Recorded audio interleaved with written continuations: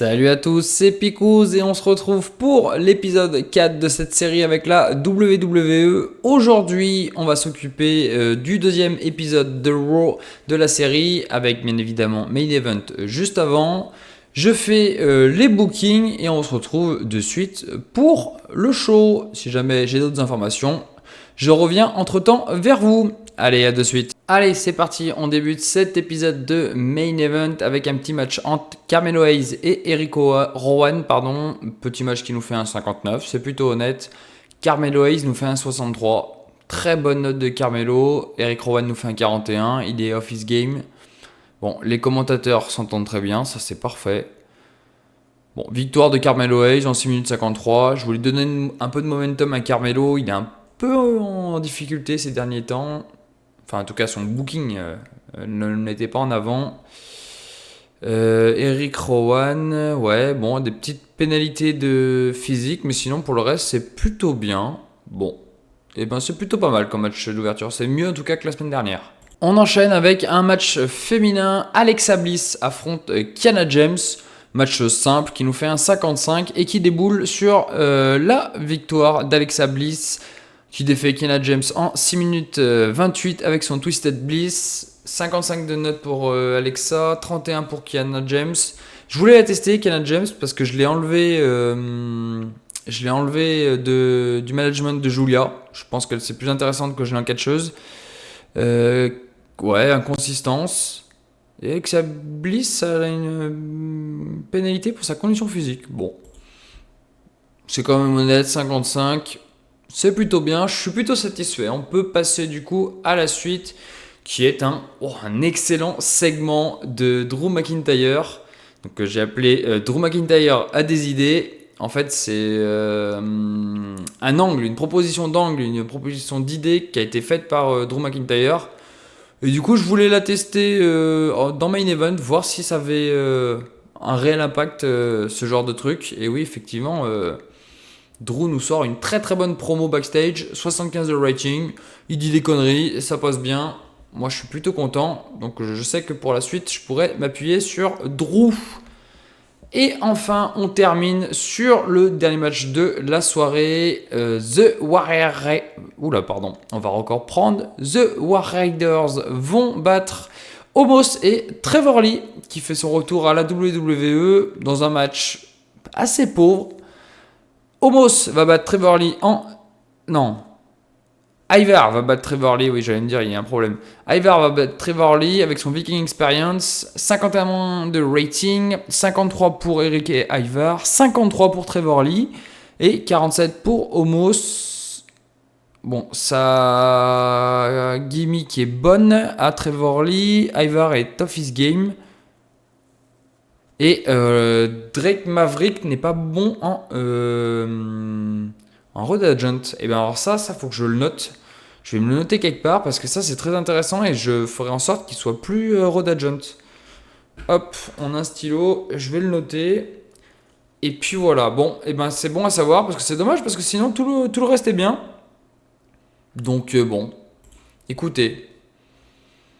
C'est pas mal, je suis plutôt satisfait. Trevor Lee fait ses débuts. J'ai des petits projets pour lui à la WWE.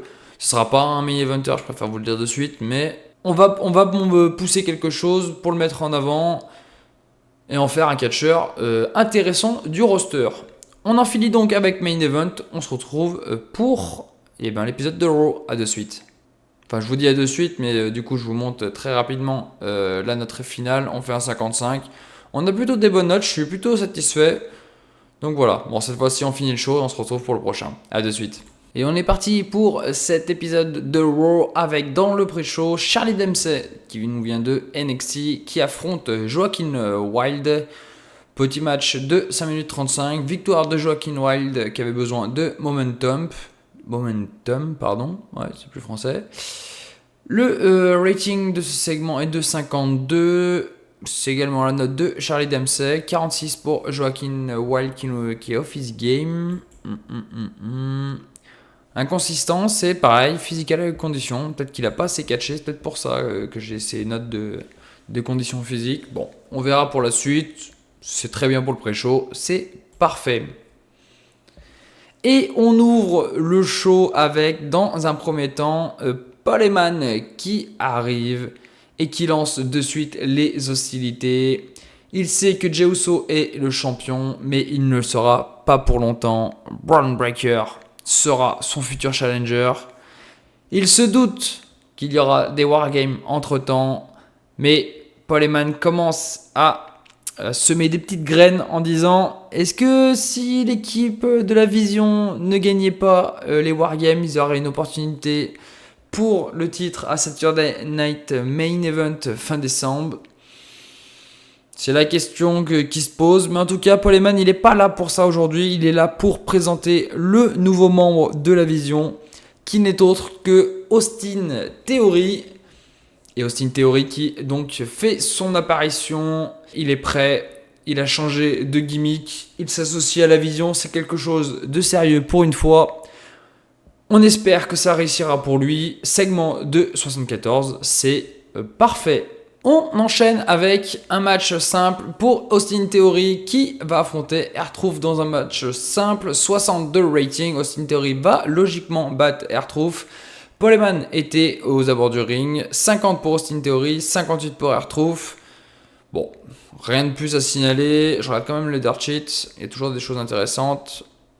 Ouais, inconsistance et physical condition. Bon, rien de particulier. Pour le reste, c'est très bien. 62 rating. On peut passer au segment suivant. Petit segment backstage où Tyler Bate et Pete Dunne ne sont pas contents de comment s'est passé le match de la semaine dernière. Surtout Pete Dunne. Et il veut un match en équipe ce soir contre Dom et un coéquipier de son choix du Judgment Day.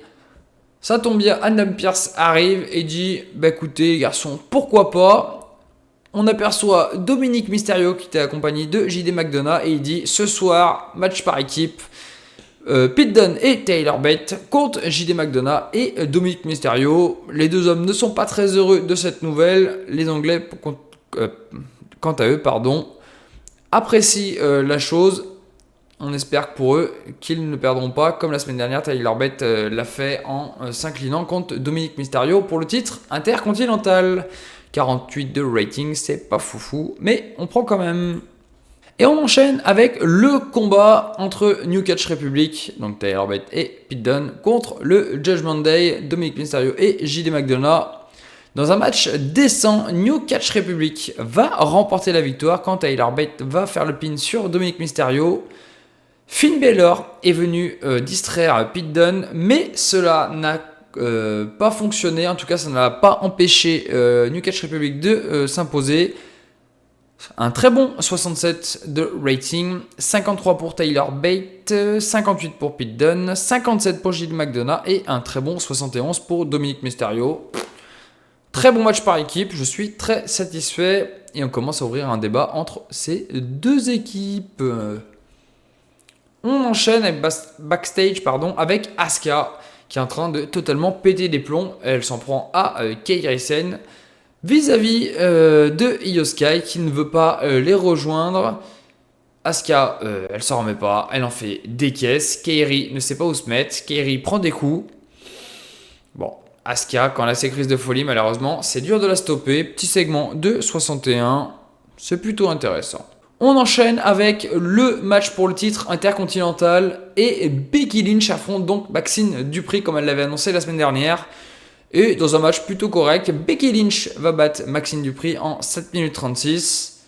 Becky Lynch qui fait sa 8ème défense du titre intercontinental, avec un segment de 61. 73 pour Becky Lynch, très bien. Maxine Dupri nous fait un 29. Bon, je l'attendais pas là-dessus, Maxine Dupri, c'est quand même correct, la note est bonne. Becky Lynch fait du très très bon travail, c'est parfait. Et ça ne se termine pas là, puisque juste après le match, Nikki Bella va venir confronter Becky Lynch et lui demander de la respecter. Elle lui a fait à l'envers avec le titre intercontinental, ça a marché une fois, ça ne marchera pas deux. Il y aura une suite entre ces deux femmes, on a hâte d'en savoir plus. Un bon segment, 68, je suis plutôt satisfait. Et on enchaîne avec un angle, puisque Jey Uso vient au ring, tout juste auréolé de son titre de champion World Heavyweight de la compagnie. Jey Uso va nous parler, il parle au public, Il évoque notamment le cas Braun Breaker. Il sait que ça va être compliqué face à lui et qu'il risque d'être son futur challenger. Il envisage d'autres noms, mais il les évoque pas. Il en parle vaguement. Il fait référence aussi à ce qu'a dit Paul Heyman en parlant des Wargames. Et il sait que pour les Wargames, il pourra compter sur son frère Jimmy Uso et sur son cousin Roman Reigns. Une annonce déjà prématurée, mais un peu choc. Donc on saura que du côté de la team Jey Uso, Jimmy et Roman Reigns seront présents. La foule réagit super bien à ce segment de Jey Uso. 80 de rating, c'est vraiment top. Je suis vraiment content de ce que fait Jey Uso au micro. En plus, je l'ai laissé improviser, je ne l'ai pas mis en scripté.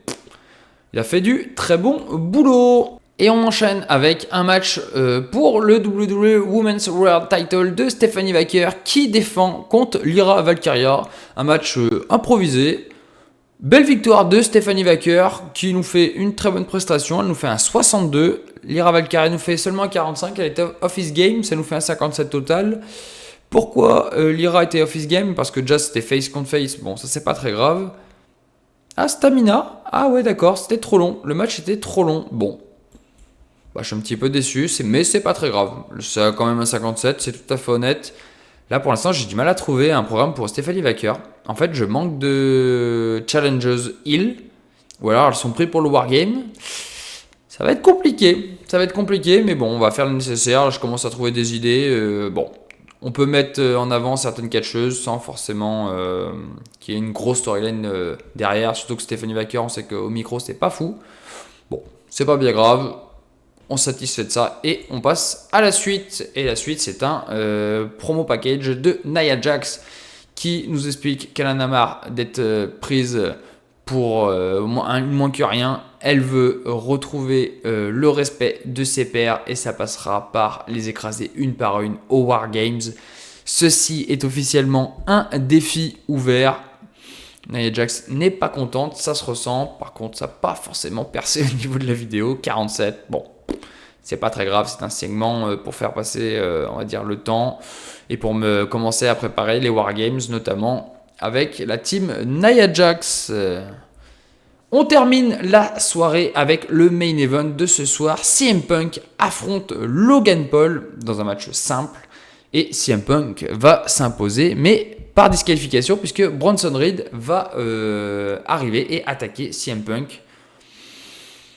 Bizarre cette attaque de Bronson Reed. Ils veulent faire passer un message à CM Punk apparemment. Ça nous fait un excellent 81. 79 de notes pour CM Punk. 68 pour Logan Paul. C'est vraiment très très bien. La Vision va venir prêter main forte à Bronson Reed et à Paul Heyman. Paul Heyman qui a célébré avec la Vision après le match sur le corps inanimé de CM Punk qui a pris une grosse rouste, notamment un spear de Braun Breaker. Bon, les choses risquent d'évoluer entre ces hommes, mais en tout cas, c'est plutôt bien. Pas de pénalité sur les dirt sheets. On va regarder la note du show et on fait un 76. C'est bien mieux que la semaine dernière. La popularité augmente dans 6 régions. Nanana. Et Taylor Bate a été trop utilisé. Oui, ben non, on s'en fout. Bon, on fait un très bon show. Je suis très satisfait, bien mieux que le premier. On peut donc passer à la fin de cette vidéo. Merci de nous avoir suivis. Je vous dis à très vite pour l'épisode de SmackDown. Et si vous avez des idées de storyline ou des catcheurs que vous voudrez que je recrute, n'hésitez pas à me les mettre en commentaire. Allez, je vous dis à très vite pour le prochain épisode. Ciao tout le monde.